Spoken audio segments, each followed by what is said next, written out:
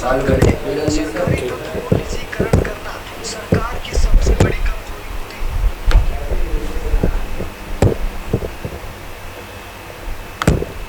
नमस्कार, मैं रंजीत चौहान। आप देख रहे हैं ओनली न्यूज़ नेशन। इस वक्त की सबसे बड़ी खबर आ रही है अयोध्या से। अयोध्या में एक जोरदार धमाका हुआ है। तो धमाके से मकान की छतें नेस्तनाबूद हो गई हैं, जमींदोज हो गई हैं। धमाका इतना बड़ा था कि कई किलोमीटर दूर तक धमाका सुनाई दिया। और धमाके के बाद जब पुलिस की टीम मौके पर पहुंची तो जो मंजर दिखा है, उस मंजर को देखकर रूह कांप जाएगी कि ये धमाका, ये सब कुछ अयोध्या में हुआ और मात्र पुलिस चौकी से 500 मीटर दूरी पर हुआ, जहाँ सब 9 बोरे विस्फोटक बरामद हुए हैं, 9 बोरे बारूद बरामद हुए हैं। ये बहुत बड़ी और बुरी खबर है अयोध्या के लिए कि अयोध्या के में 9 बोरे विस्फोटक रखे हुए थे और हो सकता है कि इतने विस्फोटक और भी कहीं आसपास रखे गए हों। तो क्या है पूरी खबर और कौन है इमरान, हम सब कुछ आपको वीडियो में दिखाएंगे। आपसे अनुरोध करते हैं इस खबर को आप अधिक से अधिक जरूर शेयर करें। खबर बहुत ही विचलित करने वाली है। अयोध्या में गुरुवार रात थाना इनायत नगर इलाके के एक गांव में ज़बरदस्त विस्फोट हुआ। धमाका इतना ज़बरदस्त था कि एक मकान पूरा ध्वस्त हो गया और एक शख्स भी घायल हुआ है। यह धमाका हेरिटनगंज पुलिस चौकी से मात्र 500 मीटर दूर हुआ। पुलिस ने मकान के मलबे से 9 बोरे में भरा जीवित विस्फोटक और विस्फोटक तैयार करने के सामान को बरामद किया है। घायल हुए इमरान, जिसकी उम्र 30 साल है, उसकी हालत गंभीर है और गंभीर हालत को देखते हुए इसे लखनऊ मेडिकल कॉलेज रेफ़र कर दिया गया है। हेरिटनगंज बाजार के उत्तर खेतों में बने समीउल्लाह के मकान में 7 जुलाई को रात करीब 10 बजे यह ज़बरदस्त धमाका हुआ। वरिष्ठ अधिकारी मौके पर पहुंचे, फॉरेंसिक टीम भी मौके पर जांच कर रही है। सीओ सत्येंद्र भूषण तिवारी ने के मुताबिक अवैध तरीके से पटाखा तैयार करते समय विस्फोटक पदार्थ दग गया, जिससे ये हादसा हुआ। उन्होंने बताया कि इनायत नगर पुलिस क्षेत्र में किसी भी व्यक्ति के पास पटाखा तैयार करने का लाइसेंस नहीं है। आरोपी इमरान के खिलाफ केस दर्ज कर कार्रवाई की जा रही है। सीओ के मुताबिक कच्चे मकान की मरम्मत करते समय यह हादसा हुआ। आरोपी ने गन्ने के खेत में भी विस्फोटक छुपा रखे थे, जिसमें शुक्रवार को गर्मी से विस्फोट हो गया है।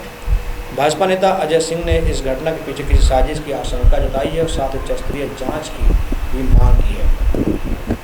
अब मेरा सवाल ये है कि अगर ये पटाखा बनाने का सामान था तो फिर स्थानीय पुलिस वालों को इसकी जानकारी क्यों नहीं थी? क्योंकि जब पटाखा बनाता है उसके पास लाइसेंस होता है और लाइसेंस के ज़रिए वो पटाखा बनाता है। फिर 9 बोरे बारूद घर में रखे हैं और कई बोरे बारूद गन्ने के खेत में रखे हुए थे। आखिर अयोध्या में चल क्या रहा था? अयोध्या की पुलिस क्या कर रही थी? सवाल ये भी है कि शुरुआती जब रिपोर्टिंग की गई तो शुरुआती रिपोर्ट में पुलिस ने अपना बयान दिया कि ये विस्फोट गैस सिलेंडर फटने से हुआ है। आखिर पुलिस क्या साबित करना चाह रही थी?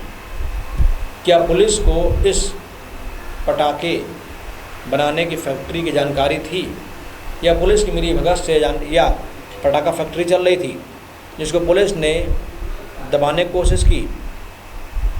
लेकिन 9 बोरे बारूद से साहब पूरा शहर तबाह किया जा सकता है, और वो भी अयोध्या ज़िले में इतनी बड़ी मात्रा में विस्फोटक बरामद होना, ये कई सारे सवालों को जन्म देता है। खबर तो ये भी आ रही है साहब कि ऐसा ही धमाका 1-2 शहरों में और हुआ है। ऐसा धमाका 1-2 शहरों में और हुआ है, लेकिन इतना बड़ा धमाका शायद ही कहीं और देखने को मिले जितना अयोध्या में हुआ है। और क्योंकि अयोध्या किसी भी दृष्टि से बहुत ही संवेदनशील इलाका है। आप बता दें, ऐसा धमाका 28 जून 2022 को भी हुआ था मेरठ में सोमवार दोपहर एक मकान में जोरदार धमाका हुआ था। शुरू में हुए महज गैस सिलेंडर में हुआ ब्लास्ट बताया गया, लेकिन बाद में पता चला कि वहाँ भी ऐसा कुछ नज़ारा था। वहाँ भी विस्फोटक सामग्री रखी हुई थी। मेरठ में जो धमाका हुआ था उस धमाके का एंगल अवैध बारूद से जोड़ कर देखा जा रहा है। इसके तार बागपत के रहने वाले मुस्तकीम से जुड़े हैं। मुस्तकीम अवैध पटाखे बनाने और सप्लाई करने का धंधा करता है। मेरठ पुलिस ने धमाके के सिलसिले में मुस्तकीम के खिलाफ केस दर्ज किया है। एक टीम उनकी गिरफ्तारी के लिए बागपत भेजी गई थी। जांच में ये भी पता लगा था कि अवैध विस्फोटकों के मामले में मुस्तकीम पहले भी जेल जा चुका है। मुझे समझ में नहीं आता कि मुस्तकीम हो या समीउल्लाह हो या इमरान हो, इनके पास इतनी बड़ी मात्रा में बारूद पहुंच कैसे जाता है? कौन इनको बारूद पहुंचाता है? मुझे कोई बारूद नहीं देता। हमें दुकान से पटाखे खरीदने पड़ते हैं, लेकिन इनको बारूद बोरे बोरे भर के मिल जाते हैं।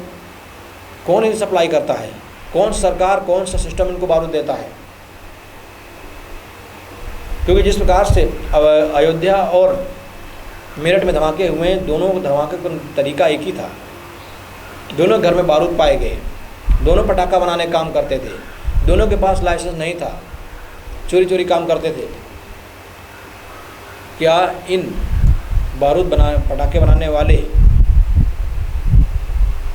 ये जो धमकाई हैं, जो इमरान है या समीउल्लाह हैं, मुस्तकीम है, इनको क्या सिस्टम ही शरण दे रहा है?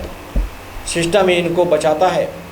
क्योंकि इतनी बड़ी मात्रा में ज़िले में बारूद रखा हो, पुलिस को भनक न लगे। आखिर कल पूरा शहर जल सकता है, पूरा शहर में धमाका हो सकता है। आतंकवादी पाकिस्तान से आकर या यहीं के आतंकवादी कश्मीर से आतंकवादी यहाँ आकर इन्हीं मुस्तकीमों से एक बोरा बारूद लेकर किसी भी शहर को दगा सकते हैं, कुछ भी कर सकते हैं। तो मुझे सिर्फ इतना जानना है कि क्या जो धमाका हुआ है अयोध्या और मेरठ में, क्या इसकी जानकारी या जो बारूद था इसकी जानकारी पुलिस को थी कि नहीं थी? पूछताछ में जो मेरठ में सामने बात आई उसमें यह चला था, पूछताछ पता चला था मुस्तकीम अवैध पटाखे और आतिशबाजी बनाने का काम करता था। इतना ही नहीं, वह अवैध बारूद भी सप्लाई करता था। मुस्तकीम का भतीजा सुहेल समर गार्डन कॉलोनी में रहता था। बागपत से मुस्तकीम के इंतजार के घर बारूद भिजवाया था। इसी सिलसिले में सुहेल और बागपत निवासी सुनील सोमवार को इंतजार के घर आए थे। इसी दौरान बारूद में धमाका हुआ जिसमें गैस सिलेंडर में विस्फोट हो गया। सबसे बड़ा खतरा ये कि इनके बगल में जो हिंदू परिवार रहते हैं वो उनकी जान जोखिम में पड़ सकती है। इनके बगल में जो इनके आसपास जो गांव हैं उनकी जान जोखिम में पड़ सकती है। इनकी जिस शहर में रहते हैं वो शहर की जान जोखिम में पड़ सकती है। इसलिए ऐसे अवैध कारोबारियों पर पुलिस को कड़ा रुख अपनाना होगा, कड़ा एक्शन लेना होगा। मेरा निवेदन है कि अपनी राय कमेंट बॉक्स में जरूर दें। वीडियो शेयर करें। बहुत बहुत धन्यवाद।